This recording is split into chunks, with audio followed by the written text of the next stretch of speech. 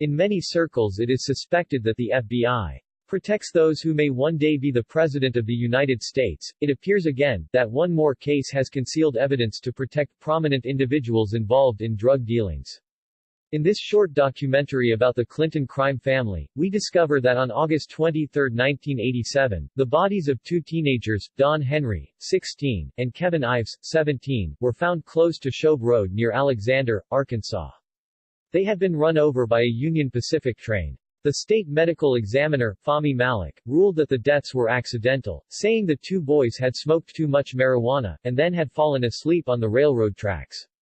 But in Atlanta, Georgia, forensic pathologist named Joe Burton, said that prior to being run over by the train, Don Henry had been stabbed in the back, while Kevin Ives had been beaten in the face.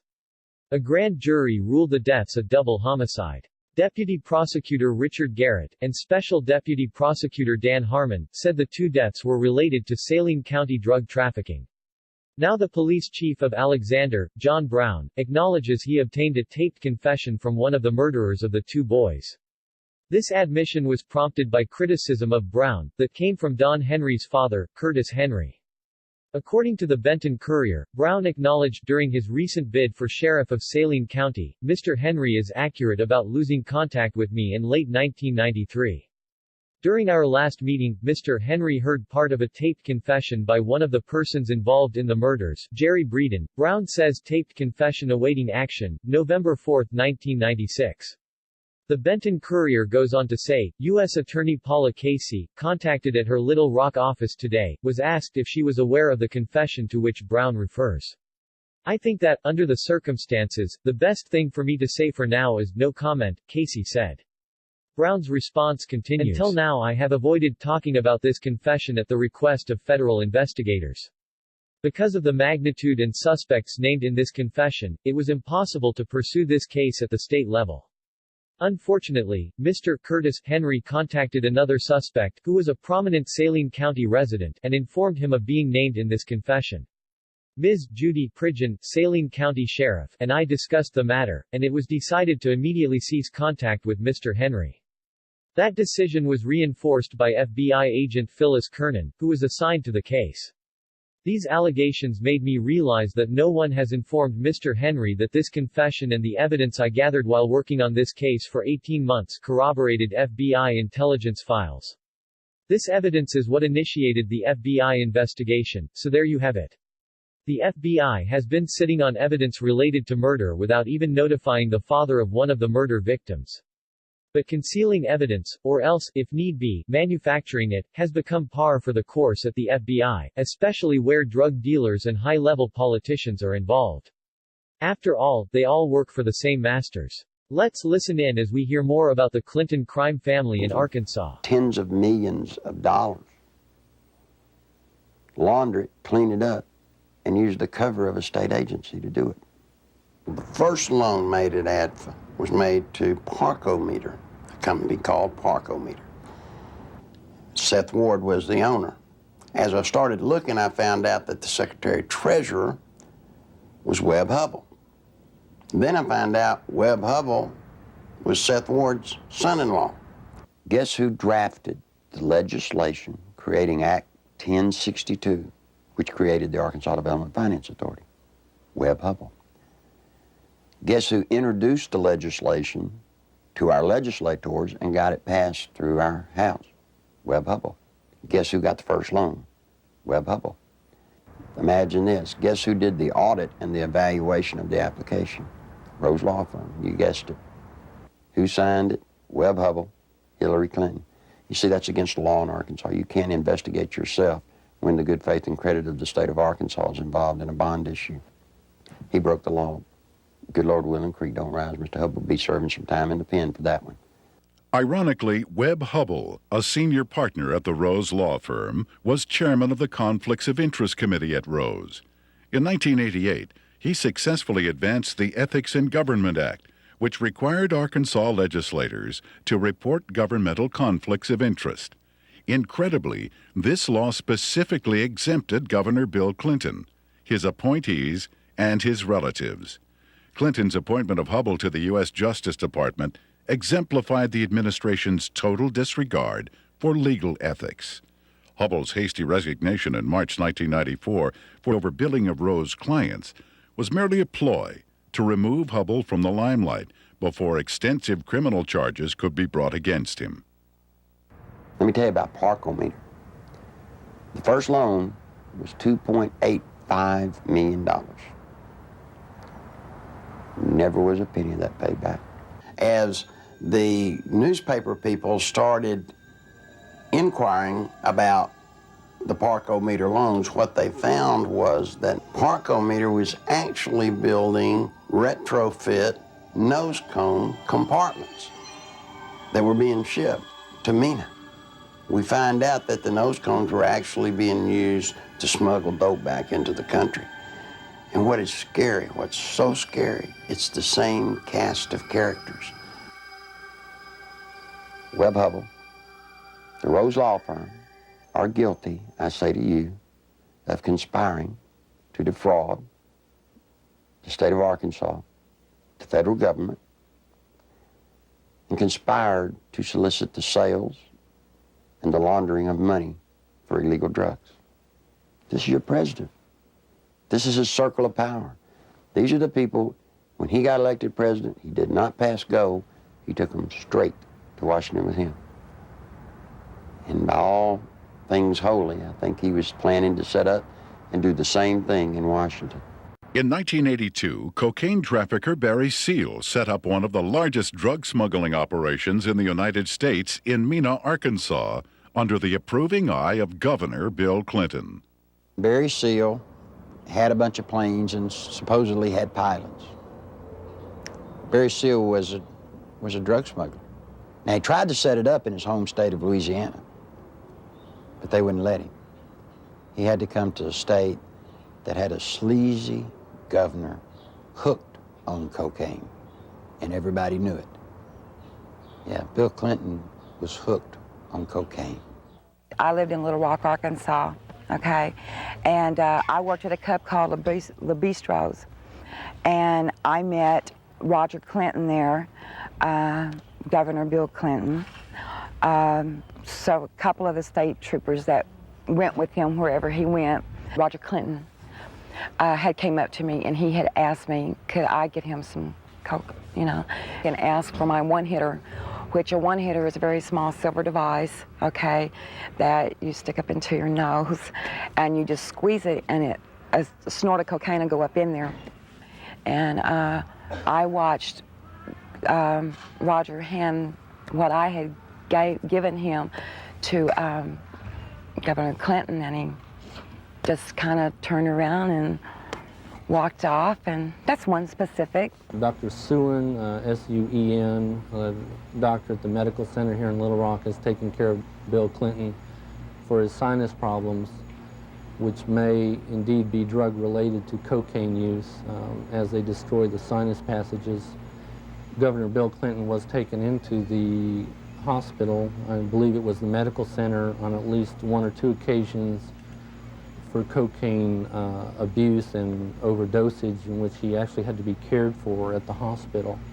It led to toga parties. And if you're not sure on what a toga party is, I've had to clarify this in the past. A toga party is where you wrap yourself in a sheet most of the time. The people at the toga parties were Governor Clinton, now President Clinton, Attorney General Steve Clark. Okay, he was there a few times. Members of the Arkansas State Police, you know, along with Roger and, you know, other people. They began to dance around, do the cocaine in one room, have sex in another room, because in the Coachman's Inn, the rooms were adjoining, you know. And to be quite truthful, you end up with somebody in particular, and you 9 times out of 10 end up having sex. And there was cocaine there. I know. I'm the one that made sure it was there. I've talked to the manager, the assistant manager for the apartment complex where Roger Clinton used to live. They've all said Bill Clinton did drugs. They saw him. I've talked to a lot of other people who have all, just like the people at the apartment complex, said, hey, John, get us to a congressional hearing. Yes, we'll sign sworn affidavits. These people want to be sure when they come forward that something's done about it because they fear for their life, but they really want the truth to get out. I was there, we're coming there with Roger one night, and back in the back part of the mansion there's kind of like a living quarters type thing, and we would all get together out there and do cocaine, you know, and no, Miss Clinton wasn't there at the time. In 1983, I was made aware that Sheriff Hadaway and one of his auxiliary deputies, Terry Capehart, were investigating a smuggling operation going on at the Mena airport. They had an inside source of information. Mr. Seal, it was our understanding, was the one who had brought the operation into the Mena airport, and that had initiated the beginning of the money laundering and the illegal activity. He said 1983 was his most profitable cocaine smuggling period ever. Said that the airplanes that he had placed at the Mena airport, there were 4 of them, a couple of Senecas and a couple of Panthers, and 1 or 2 stragglers here and there, different airplanes. He said they were purchased solely for the purpose of cocaine smuggling. There was, in my opinion, more than enough evidence to prosecute a number of people for crimes regarding the Barry Seal case at Mena. I snuck around, crawled through the bushes, thinking that I'd really have to hide to see them unloading the dope. Didn't have to. You could walk right up to the airport and they'd unload it right in front of you. They would unload it, they'd offload it. They didn't care. A certain degree of money laundering had taken place among these people that were associated with Barry Seal. What had not been done was to connect the dotted lines to ADFA. Because once you connected the dotted lines to ADFA, you had actually connected the dotted line to Clinton. In addition to the operations at Mena, small clearings in other parts of the state were used as drop points for money and cocaine. They had special cargo doors installed in the side without FAA permission so that these doors could be opened in flight. They'd pull in, slide back, and the cocaine could be dropped out of the side in flight. When you have a public which is aware of an ongoing criminal enterprise, when you have an international cocaine smuggler who is high profile, and a lot of people know that they are operating in a small area. A lot of people knew about the money laundering. It was common gossip on the street because it was so blatant. And they see investigations ongoing for several years. And they keep watching for indictments. They know grand juries are convening. They know that witnesses are supposed to be providing evidence to a grand jury, yet year after year after year, no indictments are returned. People lose confidence in the system. Clinton had integrated a number of corrupt cops, judges, and politicians into high-level positions to ensure the continued success of the drug smuggling, money laundering operations. All was going well until a fateful night in the fall of 1987. On August 22nd, 1987, Kevin had spent the night with his friend Don Henry. They left Don's home around 12:30 or 1:45 on the 23rd of August in early morning hours, and the next thing we knew, they had been run over by a train. There seems to be a small airstrip in the area. There have been sightings and reports of small airplanes flying very low with lights off in the area. I believe they saw something they shouldn't have seen. 3 weeks later, their deaths were ruled accidental by the state medical examiner, Fahmy Malak, and we disagreed with that ruling because we thought the evidence pointed to homicide. At that point, we had a lot of questions and no answers, and the facts didn't add up to what he was telling us, so we decided to get a second opinion and met with resistance from all fronts, both with our local law enforcement, with the state crime lab, with everybody that we turned to. We obtained court orders requesting samples of everything that the crime lab had for a second opinion. And Fahmy Malak resisted court orders. He refused to obey them. Ultimately, it was proven that Don Henry had been stabbed in the back and Kevin Ives' skull had been crushed prior to the placement of their bodies on the railroad tracks. However, Malak stood by his ruling that the boys had simply fallen asleep on the tracks. Malak had been kept in office at the insistence of Governor Clinton for a number of years, despite vigorous public outcry to have him removed. As long as Malak's rulings pleased the governor's office or state police, they were left to stand, no matter how implausible. Malak's obvious lack of medical knowledge reached a pinnacle when he ruled that James Milam, who had been decapitated, had died of natural causes. Yet Clinton, who had the power to remove Malak from office, insisted he stay. There were allegations of tampering with evidence in murder cases. There were allegations of perjury in different cases. It didn't seem to matter what Malak did. Clinton protected him. He made excuses such as he's overworked, he's just stressed out, he's underpaid. They gave him a $14,000 raise, which was an insult to my family as well as a lot of others in the state who to this day are struggling with asinine rulings in the deaths of children and other loved ones. I was outraged that protecting a political crony of Clinton's was more important than the fact that 2 young boys had been murdered. Dan Harmon was just a local attorney in the town of Benton, Arkansas. And after Don Henry and Kevin Ives were killed and their bodies placed on the tracks and run over by a train, he approached Linda Ives and the Henry family about trying to help them. He's a manipulator. Gives a great closing argument in court. He's been trained for years to play the game. He knows how to do it. He's very good at it.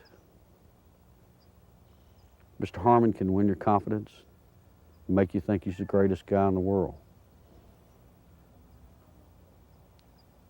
He did that to Linda Ives. He helped lead them down a path that absolutely led to nowhere on this case. I got involved in the case, and immediately Harmon tried to discredit me without even knowing me. Couldn't figure it out. I run across a young lady named Charlene Wilson who told a horror story that I didn't really believe at the time. So I started searching for evidence to substantiate just part of what she had said. Harmon went ballistic. Called, he threatened me, threatened Sheriff Pridgeon, threatened Captain Gene Donham, the chief deputy.